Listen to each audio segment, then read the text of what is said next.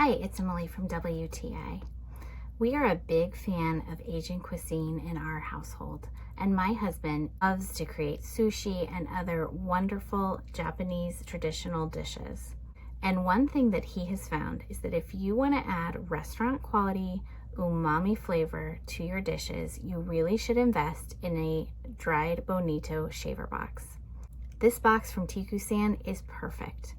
It's beautifully crafted from solid wood and it works so well.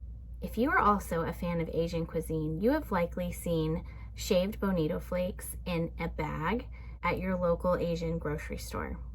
But did you know that you can shave bonito flakes yourself at home and get a much fresher and more potent flavor? One smoked katsuobushi fillet will last you years if kept dry in the pantry. Katsuobushi is made from a dried and smoked tuna. It's smoked and cured until it's basically hard as a rock. The way to create your own freshly shaved bonito is to take your own katsuobushi and run it over the blade in this shaver box.